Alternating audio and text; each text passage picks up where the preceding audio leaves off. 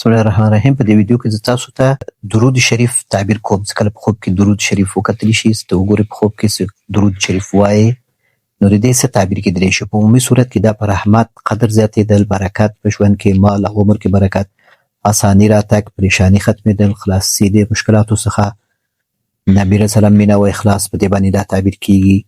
د سنتو تابعداري، خوشخبري راتګ، سعادت او نیکبختي، رزق کې زیادت، خوشحالي او آرامي، سخت مشکلات اسانه کېدل، ګناهونو بخښنه. یو صحابي نبی سلام ته وویل چې د نورو اسکارو په ځای باندې وایي زه درود ډېر وایم. نو نبی سلام ورته وویل چې ټول غمونه او تشویشونه به دې رفع شي. نو مراد داسې په خوب کې د درود شریف ولوست، درود شریف ته وایې، نو ستا تشویشونه رفع کېږي، ګناهونه یې درته بخښل کېږي او راتلونکي رزق باندې هم تعبیر کېږي. د رحمت د لارې د باندې رزق راځي. او چې کله ته په خوب کې وګورې چې جګ اواز سره د درود وایې، نو دا هم ښه تعبیر لري. په دعا قبلېدلو باندې تعبیر کېږي. دعاګانې دې قبلېږي، سختیانې دې اسانه کېږي. په جګ اواز سره درود ویل دا دې باندې هم تعبیر کېږي چې ته د نبي رسول الله نه دفاع کوې، د نبي رسول الله سنت باندې عمل کوې. کله ته په خوب کې وګورې چې دا د لمونځ کې کوم درودونه دي، اللهم صل علی محمد اللهم بارک علی محمد، دا درودونه وایې، نو دا په خیر رسېدل او رزق راتګ، ګناهونو معافېدلو باندې تعبیر کېږي. کله ته جومات کې ځان وګورې چې په جومات کې ته درود وایې، نو دا تقوا او دینداري او پرهیزګاري زیاتېدلو باندې تعبیر کېږي او عزت زیاتېدلو باندې په مسلمانانو کې تعبیر کېږي. او کله ته په خوب کې وګورې چې په آرام ځان سره ته درود شریف وایې، نو دا په دې باندې تعبیر کېږي چې تا ته الله تعالی سکون او اطمینان درکړي او کارونه دې اساني او سرګردانیانې دې کموي.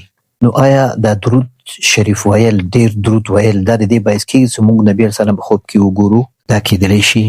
دا یو وسیله ده. که څوک غواړي چې نبي علیه السلام خپل پیغمبر صلی الله علیه وسلم په خوب کې وګوري، نو درود دې ډېر وایي. همیشه دې درود وایي، خصوصا د جمعې په شپه، د جمعې ورځ. د بیا دې مو نه کوت، نو بې خفه کېږه مه، الله نه خیر غواړه، درود شریف وایه. د نبي علیه السلام د لیدلو همیشه آرزو ولره، همیشه وغواړه الله نه، الله تعالی یې درته قبلوي او ته نبي علیه السلام په خوب کې ګورې. او داسې هم نه ده چې ټول نیک خلک دي حتما باید نبي علیه السلام په خوب کې وګوري. زموږ ډېر نیک صحابه تیر شوي دي او د دین امامان او ښه شخصیتونه، نو دوی خو د نبي علیه السلام په خوب کې نه دي لیدلي. دوی خو د دوی د قدر نه څه کم شوي نه دي، بلکې د دې برعکس بیا ډېر ګناهګار لکه مسلمانان دي، لکه زما په شان. که ما نبي علیه السلام مې اووه ځلې په خوب کې کتلی، نو دا په دې معنا دا نه ده چې زما درجه ډېر اوچت شو او چا څه نه درې دغه درجه تیر شو. نه، زما په خوب کې نبي علیه السلام مې په اووه ځلې په خوب کې لیدلی، دا د ضرورت لپاره، ځکه زما باندې به ډېر سخت حالات راته، د دعوت او د نفسي مسایلو مشکلات. هغه وخت کې بیا نبي علیه السلام په خوب کې لیده، هغه ماته تسلي راکوه، یو رهنمایي راته کوه، دعاګانې مې ډېرې کولې.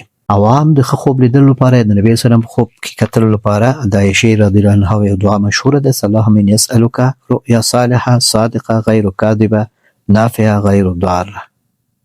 نو دا د عایشې رضی الله عنها دعا ده. نو دا دعا هم ویلی شي، کېدای شي ته ښه خوبونه وګورې او یا حتی نبي علیه السلام په خوب کې وګورې.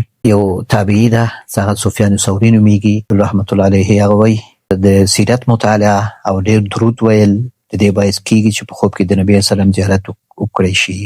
یعنې که څوک غواړي چې نبي علیه السلام زیارت په خوب کې وکړي، نو د سیرت مطالعه دې ډېر وکړي او ډېر درود دې ووایي. او بله دا چې که چا نبي علیه السلام په خوب کې ولید، نو هغه خامخا به جنت ته ځي او په هغه باندې به اور ارامېږي. بېشک د نبي علیه السلام لیدل په خوب کې داسې ده چې بیداري کې لیدل شوي وي. یعنې نبي علیه السلام وایي چې چا زه په خوب کې ولیدلم، داسې شو لکه چې په ویښه کې ولیدلم. نو خپله ویلي چې من رآني فی المنام فقد رآني.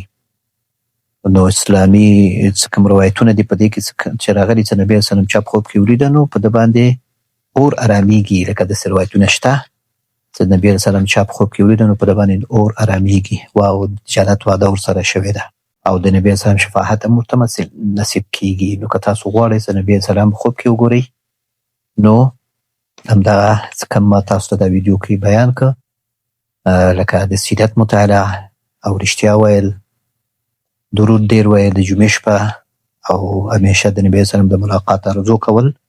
نو دا د دې باعث کېږي چې تاسو نبي علیه السلام په خوب کې وګورئ، او الله تعالی دې ما ته هم بار بار نصیب کړي بیا د نبي علیه السلام زیارت کول په خوب کې، او تاسو ته دې هم الله تعالی بار بار نصیب کړي.